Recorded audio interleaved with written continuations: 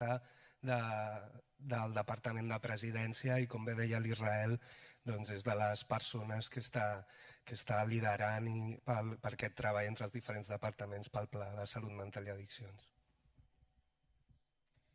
Bé, moltes gràcies, Edgar, Pilar, Israel, molt bon dia a tothom. M'han dit que només tinc 4 minuts i tot i que és veritat que segurament no diré massa coses noves perquè ja s'han dit moltes coses interessants, no sé si m'hi podré ajustar, perquè alguna cosa nova sí que us voldria comentar. En primer lloc, i jo penso que això és obligat, agrair a les entitats organitzadores d'aquesta jornada que un any més ens hagueu convidat a poder-hi participar i ja en van uns quants. Aquesta és també, jo penso, una mostra d'aquest treball conjunt que fem les entitats que treballeu en favor de les persones amb trastorn mental i les administracions públiques. Jo en aquest cas he de parlar en nom de l'Administració de la Generalitat de Catalunya.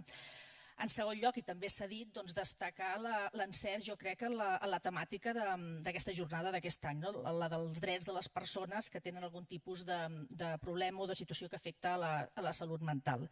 Perquè és una necessitat i és una obligació que les estratègies, que les accions, que les intervencions i que els serveis per a les persones amb trastorns mentals s'ajustin a allò que preveu la Convenció de Nacions Unides sobre els drets de les persones amb discapacitat i també la resta d'instruments internacionals sobre drets humans. No és suficient, no n'hi ha prou amb disposar de recursos i de serveis d'atenció si aquests no estan planificats i no s'exerceixen en ple respecte a la dignitat de les persones, als seus drets, a la participació des del primer moment i en primera persona de les pròpies persones afectades. I hem de disposar, per tant, de polítiques públiques, si s'escau, prenent els deures que ens posava l'Israel, d'un marc específic català que garanteixi aquest respecte, aquesta protecció i aquesta promoció dels drets de les persones amb trastorn mental. Quan llegia jo ahir la part introductòria del vostre programa, i em permetreu que llegeixi literalment, hi ha una introducció que diu que tenim davant un repte molt important: identificar àmbits de millora des de la perspectiva dels drets i eliminar actuacions que poden estar vulnerant o dificultant el seu exercici. Són 2 àmbits molt complementaris, però en els que hi hem de treballar, en els que nosaltres hi estem fermament compromesos, ens hi sumem plenament a treballar per garantir aquests drets humans, el respecte a l'autonomia personal de les persones, de totes, ara perquè estem parlant de les persones amb trastorn mental, i per tant a la protecció de la seva dignitat. I ho volem fer en el marc d'un instrument que l'Israel ja ha esmentat, però del que a mi m'agradaria entretenir-m'hi una miqueta més, que és el Pla Integral d'Atenció a les Persones amb Trastorn Mental i Addiccions. Un pla que tenim a la Generalitat de Catalunya des de l'any 2010, que té com a objectiu disposar d'una eina estratègica d'integració i d'intervenció integral per la millora de la prevenció i de l'atenció a la salut mental del nostre país i que ens ajudi a superar aquest model social tradicionalment instaurat, basat en una certa diferenciació de funcions, amb una especialització de competències i, per tant, fer-lo de forma molt més transversal, una exigència, jo crec, del sector plenament legítima. Ens plantegem aquesta integració com un objectiu de millora permanent i com un model de referència cap a la plena inclusió comunitària. La inclusió comunitària, un terme del que tots en parlem, però en el que ens queda molt camí per córrer. Un pla integral del que jo em vull destacar que té com a virtut seure en una mateixa taula tots els actors i tots els agents que en un moment determinat tenen alguna cosa a dir en l'àmbit de la salut mental. Estem parlant de l'administració en els seus diferents nivells, del teixit associatiu, de les pròpies persones, dels seus familiars. I referint-me només al que seria l'àmbit de la Generalitat de Catalunya, destacar també que és un pla en el que participen gairebé la meitat dels departaments de la Generalitat, aquests en primera persona i d'una forma directa. I la resta, evidentment, i en tenim mostres cada dia, d'una forma potser més puntual o més indirecta. I amb un lideratge des del Departament de la Presidència que hem vingut exercint ja en els darrers anys i que és la nostra voluntat intensificar-lo i, per tant, donar-li un major impuls encara en el pla. El pla estratègic, com no pot ser d'altra manera, com també deia la Pilar, el pla de la ciutat de Barcelona té diferents línies estratègiques. N'hi ha una d'elles específica de promoció dels drets. Conscients que hem de seguir treballant aquesta línia, conscients que és un àmbit fonamental, que s'ha avançat, que s'ha fet feina, però que hi ha molt camí per córrer. I, per tant, des d'aquest punt de vista hi volem seguir treballant. Voldria només destacar algunes de les actuacions, perquè, com dic, hi ha molt camí per córrer, però hem fet feina. alguna de les actuacions que durant aquests últims anys, en el marc d'aquesta línia estratègica de promoció i dels drets, s'han materialitzat ja. Podria parlar des de l'avaluació, l'aplicació del protocol d'actuació per a l'atenció a les urgències, als trasllats i als ingressos involuntaris urgents de persones amb trastorn mental. Hem explicat per aquí algun exemple que realment fa esfrair, l'elaboració i la implantació a tot Catalunya del projecte Codi Risc Suïcidi, treball conjunt per establir també estratègies, i també l'Edgar ho ha comentat, que redueixin o suprimeixin les contencions, un tema que no ens fa por d'afrontar, tot i que sabem que és molt i molt complexa, o un àmbit de treball en quant a la formació dels diferents professionals de diferents sectors i fins i tot també cossos de seguretat, que també vosaltres ho heu esmentat. Per tant, una línia estratègica que nosaltres volem impulsar i que volem prioritzar. De fet, aquests últims mesos, amb la Federació Salut Mental i amb la resta d'entitats de salut mental que participen en el pla, hem treballat colze a colze en el que és el nou full de ruta pels propers anys. I s'ha posat en evidència, i jo crec que hem arribat a un consens molt gran, que la defensa i la protecció dels drets de les persones amb trastorn mental és prioritària, i així quedarà reflectit, n'estic convençuda, a la renovació d'aquest pla. No en voldria parlar molt, però com que l'Edgar una mica ho ha comentat, quan parlàvem de pressupostos. Som conscients a la Generalitat de Catalunya que en aquests darrers anys hem pogut fer molta feina, però que en un context de gran dificultat econòmica, tots plegats, i per tant d'això també ho vull agrair específicament, ens vam posar d'acord en avançar en aquelles línies que probablement no tenien un gran impacte econòmic, alguns sí, perquè poques coses hi ha que no n'acabin tenint, però no tenien un gran impacte econòmic, però que sí que ens han fet avançar d'una forma decidida. Pensem que ara és el moment en què hem de tenir un pressupost que ens ajudi a impulsar encara més el pla. Per dos accions. Una és perquè en aquells projectes que de forma més pilot, de forma més sectorial hem iniciat i valorem i avaluem com a projectes d'èxit, hem de fer que això s'extengui per tant arreu del territori per garantir també aquesta equitat en els serveis i en els recursos. Per tant, aquí és evident que necessitem pressupost, i després també per poder tirar endavant accions noves que entre tots hem consensuat que les hem d'iniciar i que necessiten d'un pressupost. Per tant, esperem que aquest any 2017 a la Generalitat de Catalunya com a mínim tinguem pressupost i per tant li puguem destinar el just a les polítiques de les persones amb trastorn mental. I jo aniria acabant, no voldria acabar sense tornar a reconèixer la feina de les entitats i organitzacions que treballeu en favor de les persones amb trastorn mental. Agrair molt i molt el treball conjunt i col·laboratiu que ja fem des de fa anys amb les administracions, molt especialment amb la Generalitat de Catalunya, que és del que em toca parlar avui. Una feina que avança amb diàleg, que avança en un context molt propositiu i de consens, i que avança des de la confiança, per mi un element clau, des de la confiança quan tens aquests sistemes de treball més en xarxa o amb un model molt col·laboratiu. No tenim cap dubte, a més, que l'entesa és possible i positiva perquè tenim clar quin és el nostre objectiu, uns i els altres, que no és altre que millorar el benestar i la qualitat de vida de les persones afectades per qualsevol tipus de trastorn mental, promoure la seva plena inclusió i el reconeixement de la seva capacitat. Nosaltres serem valents, tenim la ferma convicció que hem d'impulsar aquesta nova política pública que ja és emergent a Catalunya en els darrers anys, que propugna una atenció integrada i centrada en la persona com el millor model d'atenció, com un model d'atenció que dona millors resultats i per tant millor benestar a les persones, que ho fa amb un sistema més qualitatiu i que a més fa un ús més eficient dels recursos i per tant és un sistema molt més sostenible. És un model, i amb això sí que de veritat acabo, que està orientat a la persona, per tant aquesta participació, aquesta veu de la persona en primera persona, amb un clar enfocament comunitari, perquè no pot ser d'una altra manera, amb una visió territorial, perquè no és sinó des de la proximitat i des del territori on es pot treballar millor i que garanteixi per tant la continuïtat assistencial. Un model que, com dic, a Catalunya ja hem iniciat, amb el Pla Integral de Salut Mental, però molts altres plans que aprova el govern, que tenen aquesta mirada d'atenció integrada i centrada en la persona, en el qual tenim un camí per córrer. Ja sé que a vegades demaneu anar més ràpid, però els tempos a vegades són els que són, que hi hem de treballar amb molta perseverança i també amb molta paciència.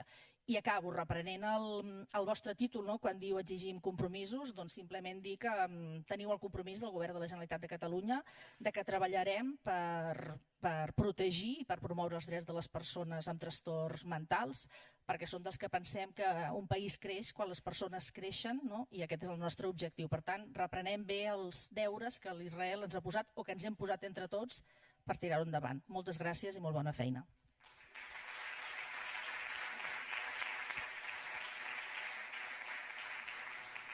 Ara tenim uns moments de pausa, ens hem menjat una mica, per tant intentem anar molt de pressa i a 11:15 tornem a ser aquí tots per continuar. Gràcies.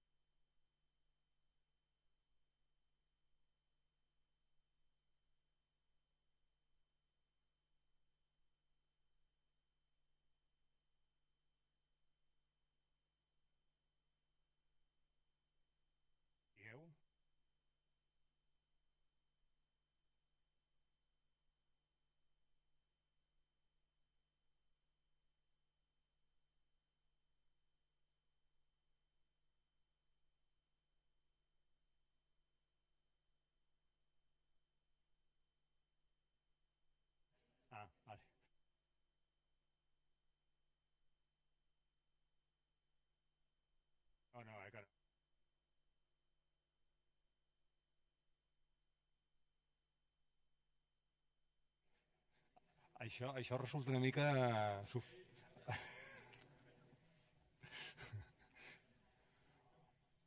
Bon dia, si us sembla, comencem aquesta taula rodona que tracta sobre els reptes del canvi a les organitzacions i a la ciutadania per un compromís amb la defensa activa dels drets.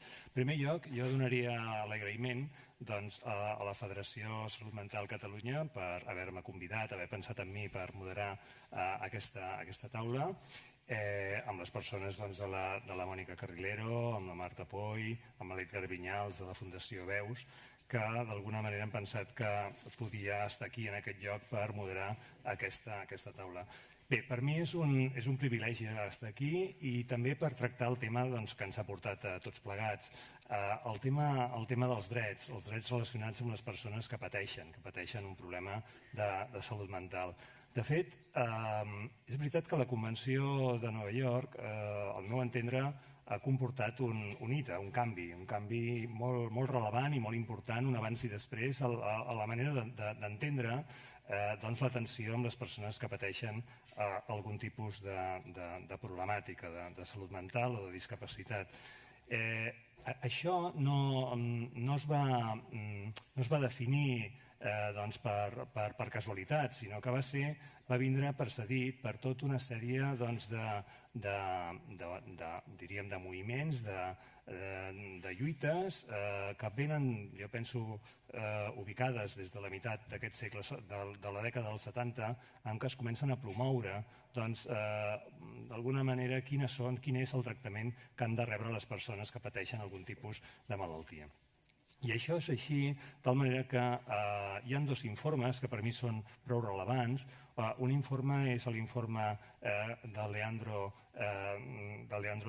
Despoui, que en el 1993 ja es pronuncia que cal fer alguna cosa més, definir una sèrie de principis, una sèrie d'elements que considera que no s'estan respectant de la manera que es considera que defineix els drets universals del 1948 i que exclou d'alguna manera l'atenció a les persones amb malaltia mental. Posteriorment, hi ha un altre informe que al meu entendre també és molt rellevant, que és el que promou Nacions Unides amb les persones del Gerard King i del Gerard Debaguer, crec que es diu, o Degener, que en el 2002 ja defineix que les persones amb malaltia mental no són objecte, com bé deia l'Edgar abans amb la presentació, sinó com a subjectes. Aquest canvi de paradigma, de la manera de tractar, la manera d'entendre a la persona amb la seva integritat, com a subjecte actiu i per tant participatiu del seu tractament, aquí és un element molt important, cosa que no recollia en l'informe precedent del 1993. Per tant, aquests dos informes posen el camí per poder avançar i poder aproximar-nos amb aquesta definició de principis que fa la Convenció de Nova York del 2006. La Convenció el que fa és instar els governs dels diferents estats a que promulguin lleis per poder, d'alguna manera, incloure dintre de la seva legislació aquesta convenció. I, de fet, l'estat espanyol ho fa amb unes lleis que emet en el 2011 i que posteriorment, en el 2008 primer i després ratifica el 2011 i en el 2013. Per tant, estem parlant d'uns canvis que han suposat un recorregut important en la història dels drets de les persones amb discapacitat, però que un pensa si aquests canvis realment s'han fet efectius, perquè està bé que es normativitzi, està bé que es legisli, està bé inclús que es penalitzi, com abans es comentava, però és que jo penso que el que hi ha al darrere de tot això és quin és el model en el que estem treballant i en el que s'està atenent a les persones. I el model també que la societat té a l'hora d'entendre què és o no és un problema que pot generar algun tipus de limitació. I això fa que el model en el que estem continua sent, jo penso, al meu entendre, un model mèdic. Tot i que és veritat que el canvi de paradigma que hauria d'anar d'un model mèdic a un model d'atenció social és una necessitat en el que estem, fent camí, però que no hem arribat al final d'aquest camí, sinó que aquest camí són 2 passos endavant i un pas enrere, no? D'alguna manera. I així, per exemple, en tenim exemples. Per exemple, la pròpia ponència que fa uns anys va defendre un canvi legislatiu en relació al Codi Penal. Un Codi Penal que, d'altra banda, en l'any 1995 havia comportat un canvi importantíssim a l'hora d'atendre aquelles persones que estaven implicades en situacions de delicte i que podien tenir un problema de salut mental. El canvi del 1995 era molt progressista i, de fet, era un bon model. Fa pocs anys, quan es promou en el Congrés de Diputats la ponència de modificació del Codi Penal, retrocedim molts més anys. Tornem d'una altra vegada a plantejar-nos la perillositat com un atribut que equipara la violència amb la persona que pateix malaltia mental i a una manera d'entendre, de penalitzar realment la malaltia com un fet quasi bé criminal, no? De tal manera que ens donem compte que la pròpia societat mou en una direcció, però que de tant en tant fem canvis cap enrere. Per tant, jo crec que està bé legislar, està bé tenir tota aquesta definició de principis, però finalment el que hi ha darrere és un tema d'ideologia, és un tema ideològic. És a dir, realment, en quin model mèdic estem treballant els professionals? Quin és els petits a les escoles? Com es treballa la discriminació a les escoles? Com es treballa a la universitat, la formació universitària?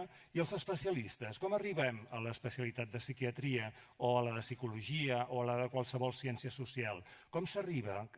Com es treballen aquests temes en l'àmbit acadèmic? També és veritat com es lideren les institucions, amb quines ideologies estem treballant. Realment seguim treballant en models mèdics on els tractaments i els diagnòstics és l'única raó de ser de la nostra feina o hem d'anar més cap a aquesta implicació i cap a aquest model social que implica relacions? El model social implica relacions entre agents, acceptant la limitació que comporta el fet que només una disciplina pugui ser la que es pugui encarregar de l'atenció.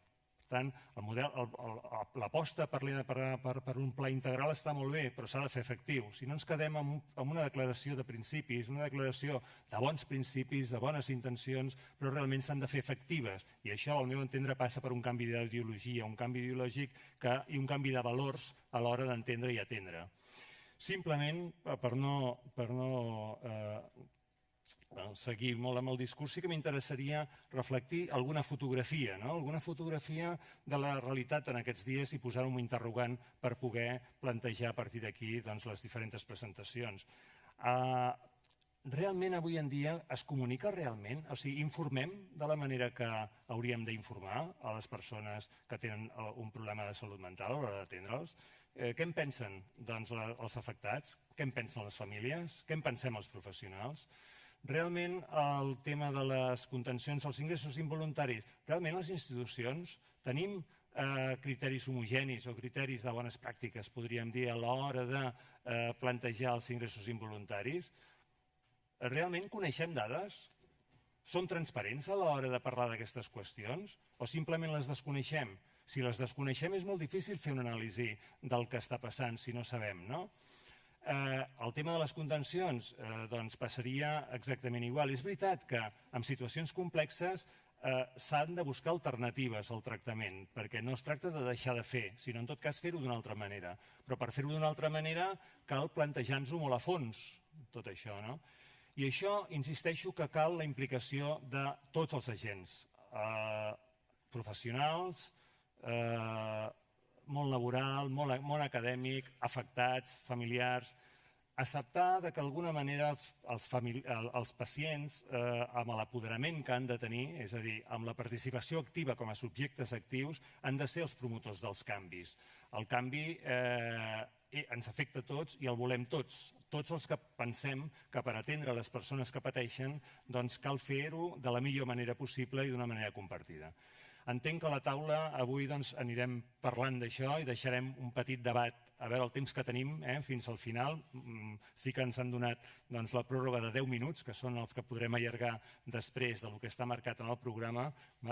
I bé, sense més dilació, dono la paraula en Josep Maria Soler, que ell és el director de la Fundació Tutelar de les Comarques Gironines i que em consta que està apostant per un canvi de paradigma i per un canvi a l'hora d'entendre el que és l'exercici de la tutela.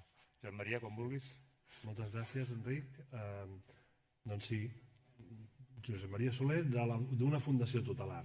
Els que hagin sentit la conferència de fa una estona de l'amic Oliver hauran descobert, potser alguns, d'altres ja ho coneixien, que la situació que avui explica el sistema d'incapacitació i tutela és radicalment contrari als drets humans.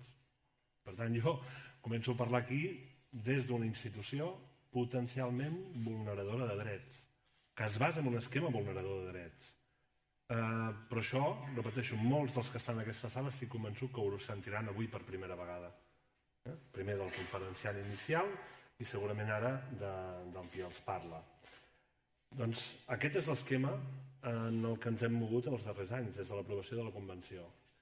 A l'estat espanyol gairebé ningú pensava que signar aquest tractat, de fet el debat parlamentari va durar 7 minuts, no sé si algú és conscient de la importància que va tenir la ratificació de la Convenció, 7 minuts en una comissió del Parlament per aprovar la Convenció.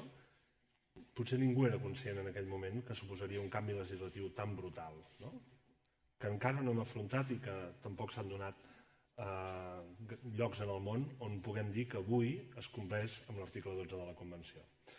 Jo vivia en aquell paradigma.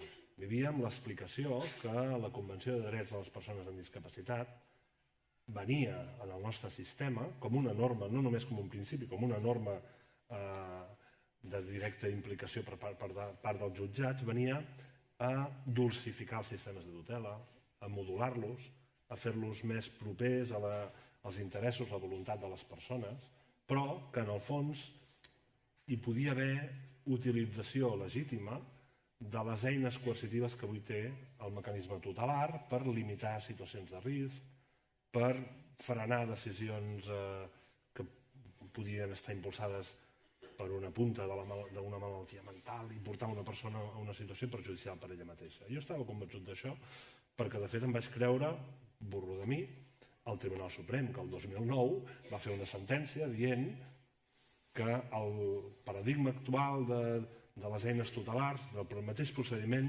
que s'utilitza per decidir que una persona necessita el suport d'una tutela o d'una curatela, era un sistema adequat a la Convenció. Com que ho va dir el Tribunal Suprem, jo m'ho vaig creure.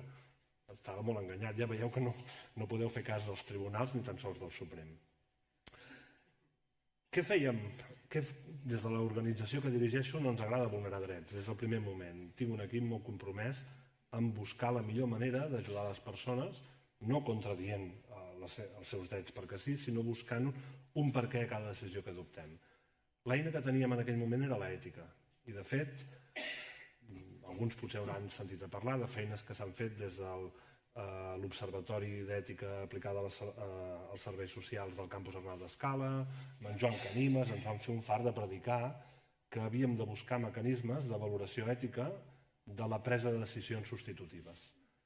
En el moment en què utilitzem aquests poders que encara dona la llei per decidir en la vida d'una persona o per condicionar una decisió, havíem de buscar quin era el dret superior a la llibertat que intentàvem defensar. I clar, drets superiors a la llibertat, no sé qui me'n dirà algun, però n'hi ha molt pocs, o cap.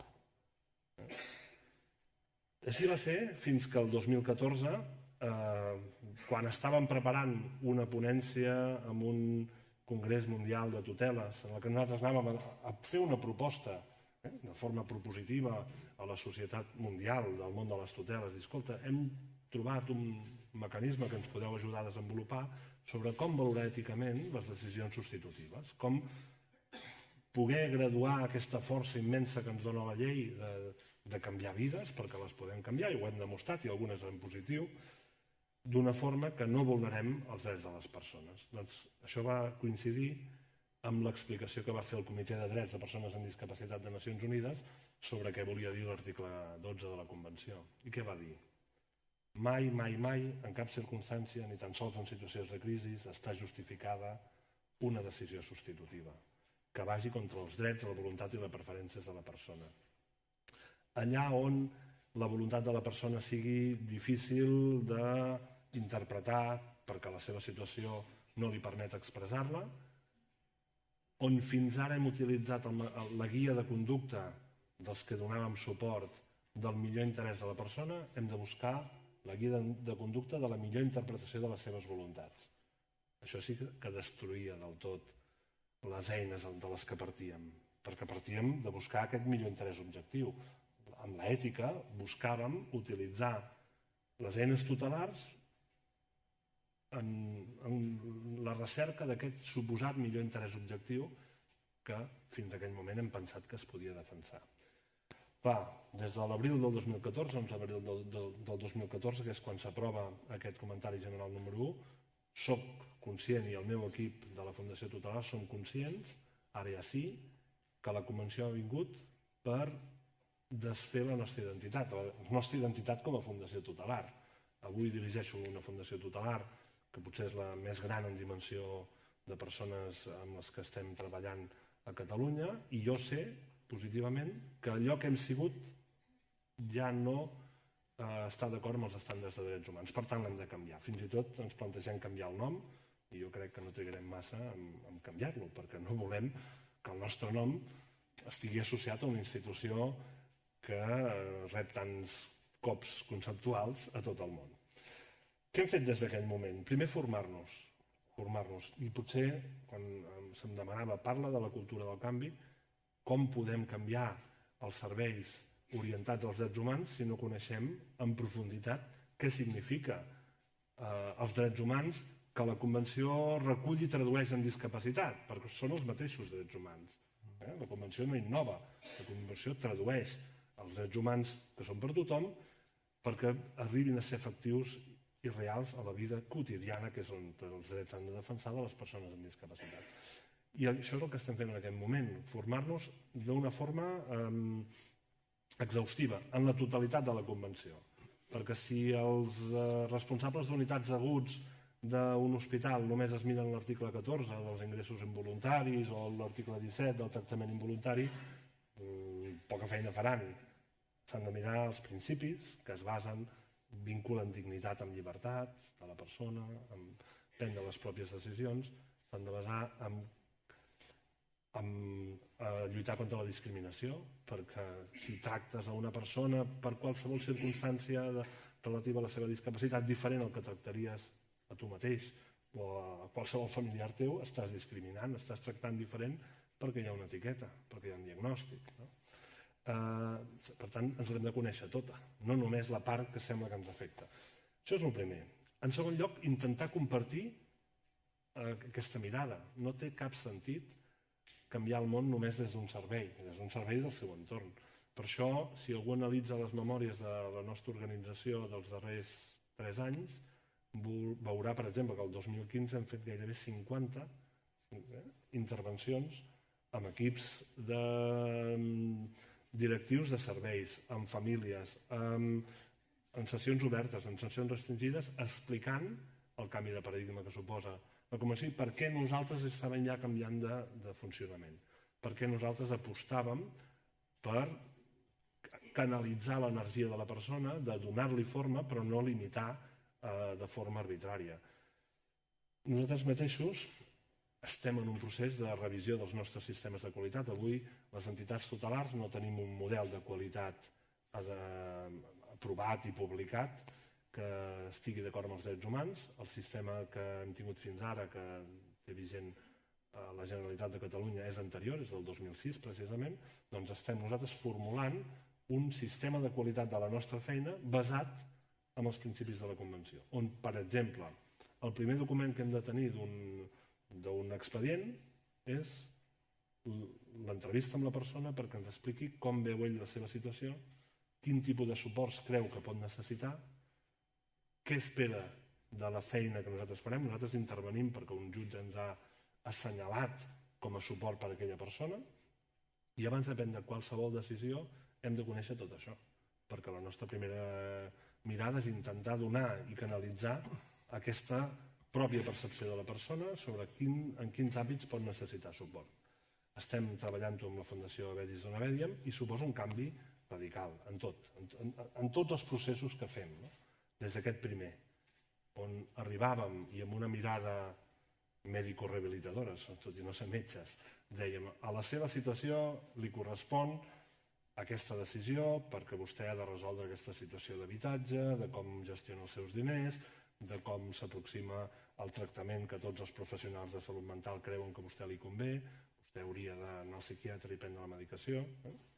Fèiem així, prescrivint, que és encara el que la majoria de professionals del conjunt del sistema fem quan ens aproximem a una persona, intentar analitzar la seva situació, independentment del que ens expliqui, i prescriure, i dir, no, jo crec que a tu et convé això. Aquesta mirada, evidentment, no té recorregut. Per tant, en la mesura de les nostres possibilitats, estem intentant canviar per ajudar al canvi. Sabem que el futur no passa per utilitzar les eines que encara avui ens dona la sentència judicial i les lleis. De fet, el primer ciutadà que en el marc d'un procés d'incapacitació, que encara s'anomenen així, acudeixi a l'Oliver i arribi al Tribunal Europeu de Drets Humans, ho farà saltar tot pels aires, això ho sabem. Cal que algú ho faci. Nosaltres expliquem a totes les persones amb les que ens relacionem quins són els mecanismes que té per defensar els seus drets. També us he de dir que molts, sobretot els que portem anys treballant, no senten aquesta necessitat.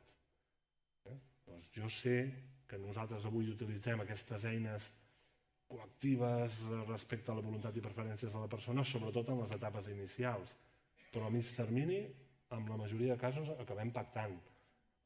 Una de les coses que ens està introduint el pla de qualitat són la formalització i revisió d'acords que prenem amb les persones, on en la majoria de situacions avui hi ha un acord sobre com l'hem d'ajudar i quins són els riscos que assumim.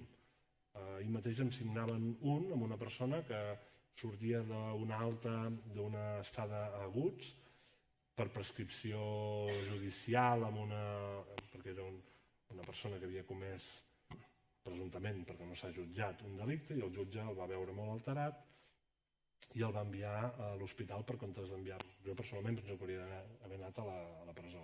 Jo que el conec penso això, però el jutge va considerar que no, que aquella persona el que necessitava era un suport psiquiàtric. El primer que em van dir aguts de l'hospital de Santa Caterina de Sal va ser que no, que li donaríem d'alta immediatament. Doncs vam firmar un acord mitjançant el qual aquella persona, nosaltres assumim que tenim una tutela, fixeu-vos bé, la màxima protecció jurídica que avui té el sistema, no vam poder intervenir nosaltres en el procediment d'aquesta persona, sinó evidentment no la tindria, que ella es feia càrrec de la totalitat dels seus ingressos, de que ens demanaria suport quan ho considerés, i assumim el risc de ser tutor d'aquesta persona, que avui la llei em dona la responsabilitat civil directa i objectiva, no subsidiària, directa.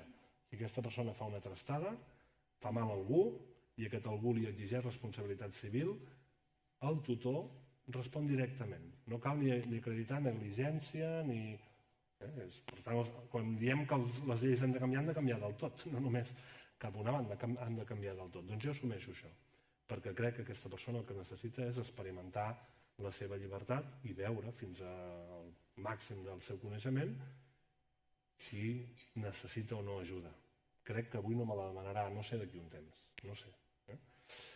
Nosaltres percebem que moltes persones, quan t'aproximes d'aquesta manera, entenen millor què suposa rebre suport a la presa de decisions. Que aquest és el gran oblidat quan es parla de l'article 12. Només parlem de l'abolició dels sistemes d'incapacitació, però no parlem de crear un sistema de suports adequats. I una altra qüestió que també està en l'article 12, les salvaguardes. Les salvaguardes són aquells mecanismes de seguretat que fan que la conducta d'una persona, quan està realment condicionada per la, utilitzant terminologia de la Convenció, per aquella deficiència en el funcionament mental que a l'interactuar amb les barreres de l'entorn es converteix en discapacitat, quan està afectada per això, no el perjudiqui més del que el perjudicaria a qualsevol altra persona. Aquesta és una de les qüestions també que el nostre sistema ha de desenvolupar. No tenim avui un entorn que garanteixi que la persona sola no estigui en una posició molt més vulnerable davant dels abusos i de les interferències de tercers, fins i tot amb ànim de fer-li mal. Quan això ho haguem creat serà molt més fàcil parlar de dret a la capacitat jurídica i dret a rebre suports, si es vol. Però com que no el tenim, per això aspirem a un canvi legislatiu. Mentre intentem ser impulsors d'aquest canvi. Repeteixo, representant d'una fundació tutelar, parlant, assumeixo perfectament que la nostra feina avui vulnera en molts moments els drets humans. Però intentem no fer-ho. Intentem ser potenciadors d'aquest canvi que és necessari i que reclamem ja avui. També pot ser efectiu a Catalunya, hi ha formes de millorar el nostre sistema de codi civil, no podrà alterar el procediment, però sí les figures de suport, per exemple, ampliant a totes les persones la figura de l'assistent. La figura de l'assistent està al Codi Civil català, però què diu? Per a aquella persona amb discapacitat no incapacitant que ho demani, se li assignarà un assistent. Per tant, si quan demanes una assistència el jutge i el forense consideren que estàs massa patxutxo i que necessites una incapacitació, no te'l donen. Inicien un procediment d'incapacitació per posar-te en un règim de tutela o curatela. Jo crec que no té sentit. Si algú demana ajuda, ja és la primera passa perquè assumeix la seva situació, que sense suport no pot exercir correctament la seva capacitat jurídica i per tant no hi ha cap excusa per limitar-li la possibilitat d'exercir els seus drets. Per tant, intentant ajudar a tothom que estigui en aquests processos de canvi, que analitzant en profunditat la Convenció i els drets humans vegi que el servei que està oferint, residencial, de suport a l'autonomia a la llar, de serveis de salut mental, que no és congruent amb l'esquema de drets humans. Primer, aprofundir en el coneixement, compartir-lo amb tot el seu entorn, que tots els professionals sàpiguen de què parlen. Si ara truqueu a la Fundació Tutelar de les Comarques Gironines i pregunteu al que us agafarà el telèfon què és la Convenció, us la sabrà explicar. No tota, no serà un acadèmic, però us asseguro que sap de què va. Si no hi ha aquest coneixement compartit, és impossible canviar des dels serveis actuals. Ho hem de fer des de fora. I acabo perquè el moderador em demana que canvi.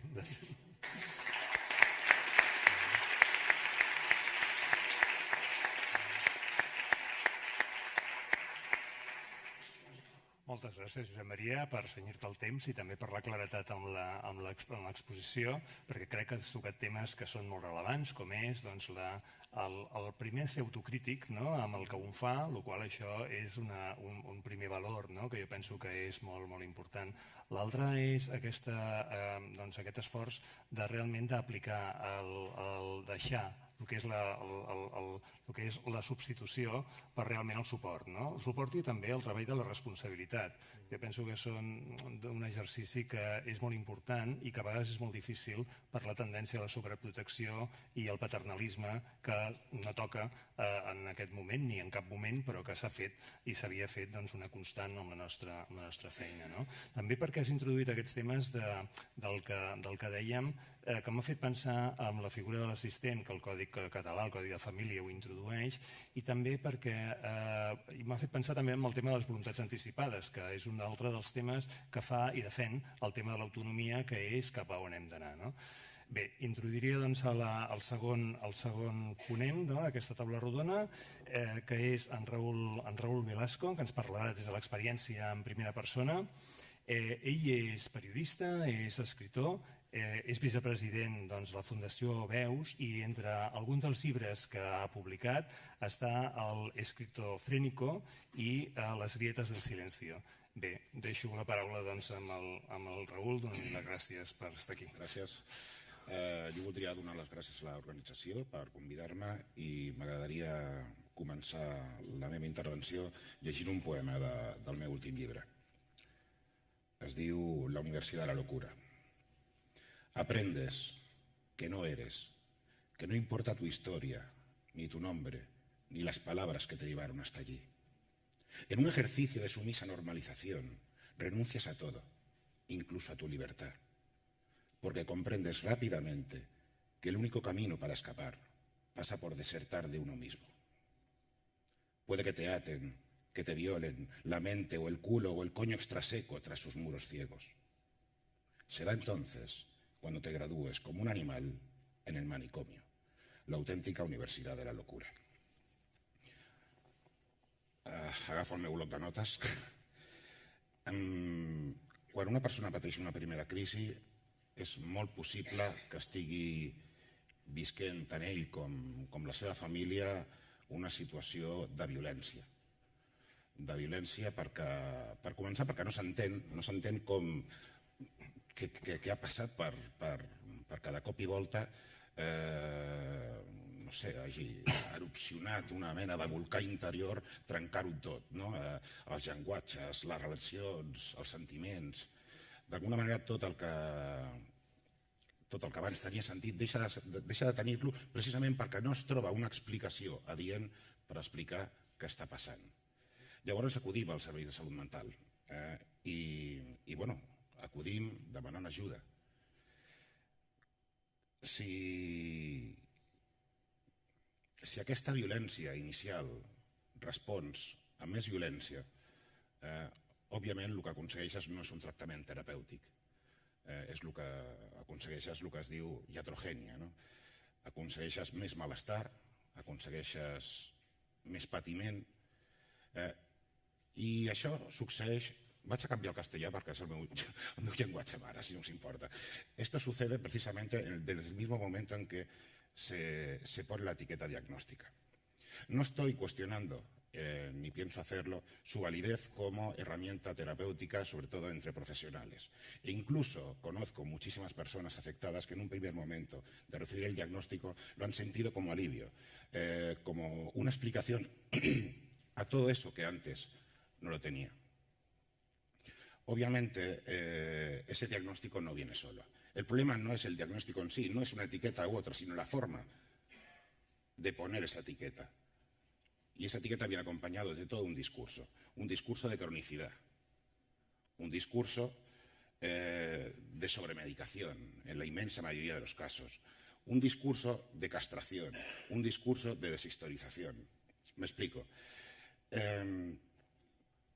Cuando intentas hablar a tu terapeuta en una planta de agudos, en un primer ingreso sobre qué te ha llevado hasta allí, a él se nota que le da absolutamente igual todo lo que le cuentes. No mira eso, mira tu lenguaje corporal y a partir de ahí ya tiene la etiqueta, incluso quizá mucho antes de que tú hayas empezado a hablar. Por tanto, te están despersonalizando. Porque lo único o una de las cosas más importantes que nos hace a la persona y nos hacen ser humanos es nuestro discurso, nuestras palabras, nuestra forma de explicar nuestra historia. Y eso se ve talado de raíz. A partir de ahí tienes que asumir la etiqueta que te pongan y todo el tratamiento, porque para empezar, si no, no sales.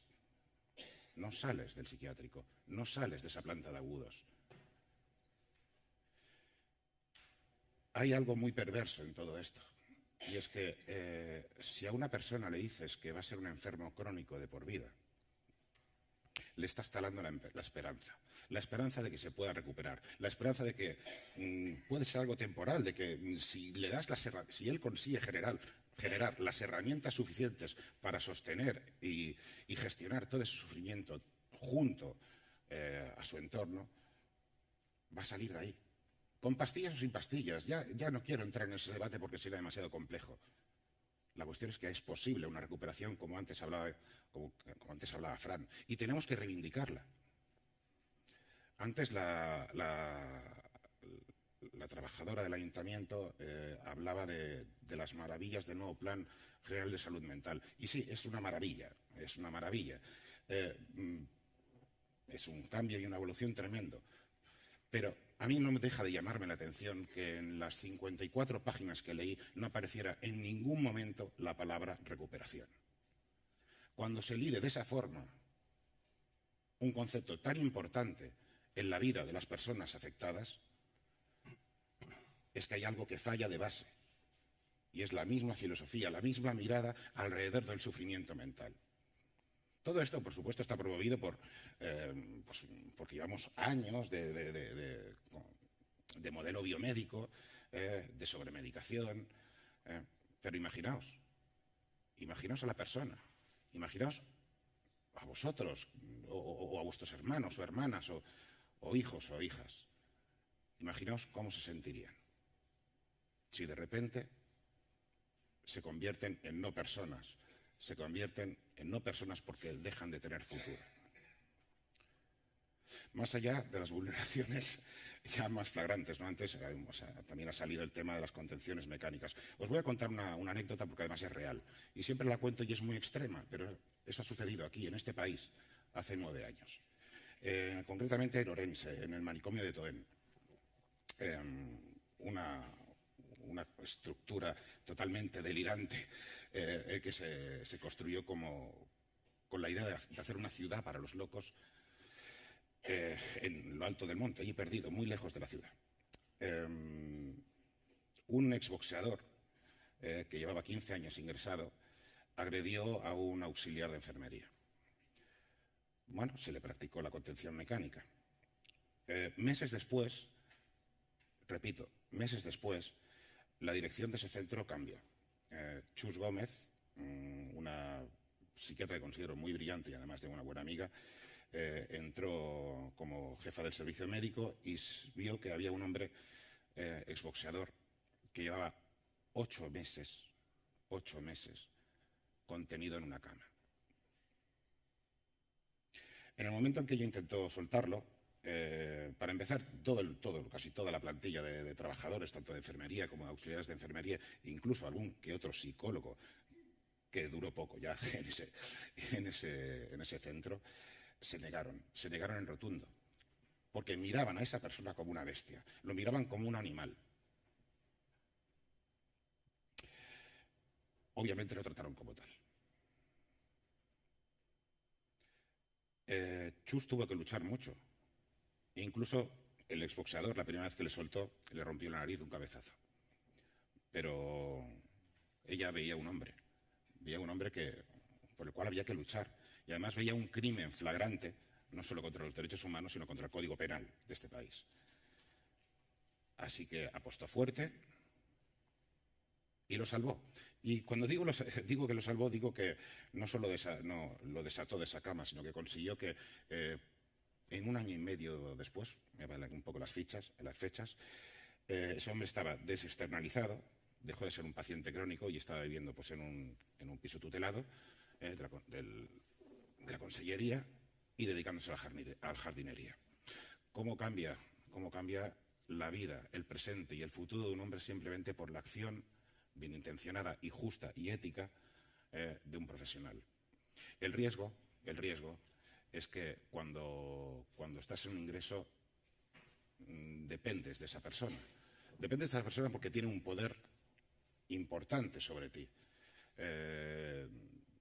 Yo siempre digo que lo mejor que le puede pasar a una persona en una primera crisis es que le caiga bien a su psiquiatra. Con eso, solo con eso, ya tiene mucho ganado. Más allá de los síntomas, más allá de si se necesitan camas o no. No. Si le cae bien, bueno, el trato será diferente. Quizá por eso siempre prefiero hablar de trato y no de tratamientos.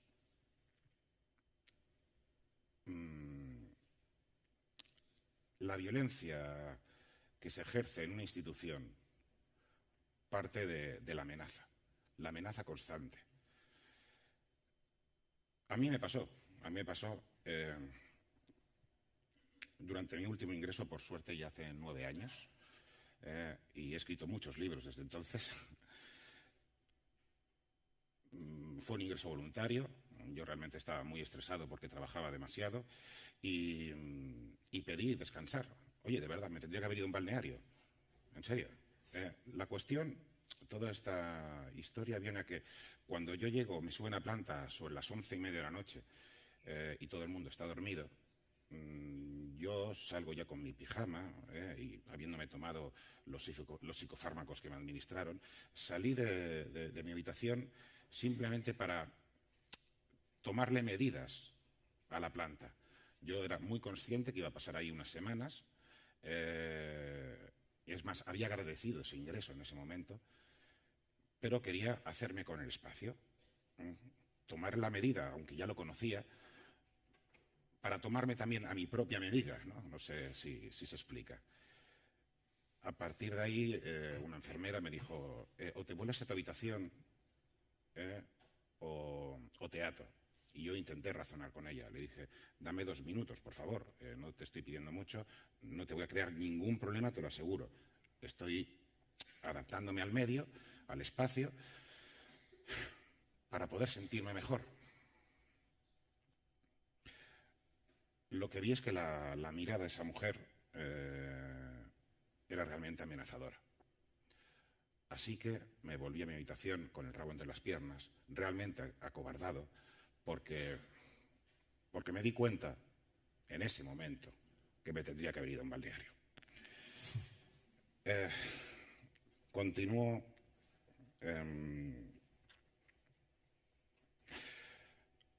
Antes hablaba de castración, y esa castración sin duda es física, psíquica y simbólica. Es una castración psíquica porque anulan tu identidad, te imponen un discurso y unas categorías con las cuales la inmensa mayoría de personas no nos sentiríamos nunca identificados, pero es una identidad impuesta. Una identidad que, pasados los años, mucha gente no es capaz de desprenderse de ella. Nosotros en Veus nos pasa mucho que se nos acercan personas diciendo soy Pepito y soy esquizofrénico, soy Pepito y soy bipolar, soy Manolita y tengo TLP, o soy TLP. Qué pena, ¿no? Tú eres Pepita o Manolito o Joselito o Juanita, da igual, pero ese diagnóstico, desgraciadamente, ha conseguido suplantar lo que esa persona realmente es, sus capacidades, sus virtudes. Todo lo que es esa persona pasa por el prisma del diagnóstico. Acabo de recordar una anécdota. Yo estoy en plan anécdota porque me dijeron que hablara de experiencias reales. Y la mía ha sido bastante buena, a pesar de lo que he contado. Así que, bueno, me pongo así, ¿no? Acabo de recordar una anécdota. La Fundació Congrés Català de Salut Mental organizó los llamados grupos de pensadores, que eran grupos donde tanto profesionales como familiares, como personas afectadas, compartíamos espacio y debate. Reflexionamos sobre distintos temas, los tratamientos, el ingreso, etcétera, etcétera. Lo más bonito es que allí, en esos grupos, que eran realmente horizontales, se pusieron de manifiesto muchas... Vamos, que lo que decía el sistema biomédico y de lo que se había creído o lo que le habían dicho a la inmensa mayoría de madres o a la inmensa mayoría de personas diagnosticadas no era cierto. Es decir, que la materia gris y la materia blanca del cerebro no desaparece por la esquizofrenia, sino que desaparece por los neurolépticos y por un tratamiento prolongado de neurolépticos. Una serie de cosas, tampoco voy a entrar muy...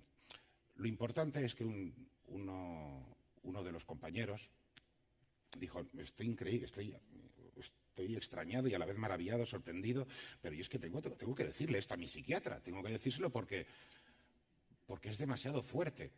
Quiero saber si me ha engañado o quiero saber qué ha pasado aquí, pero yo tengo que hablarlo con él porque llevo muchos años con él, yo confío en él y todo lo que estáis diciendo, profesionales, psiquiatras, psicólogos, familiares, y todo esto a mí me parece totalmente nuevo.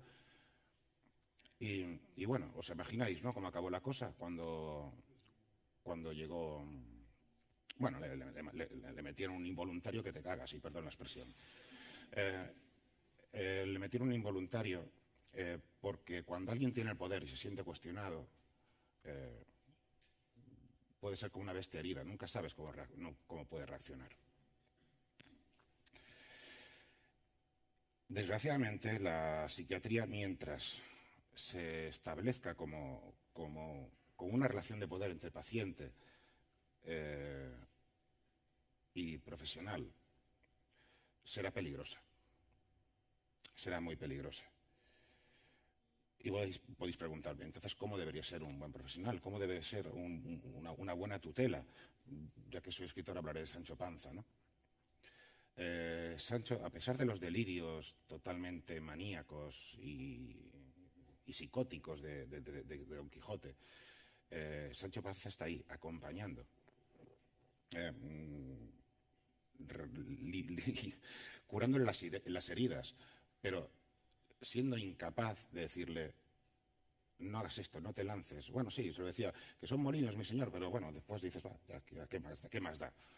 No se ponía enfrente, no le paraba los pies, no le ataba la cama, no le obligaba a nada. Decía su opinión y punto.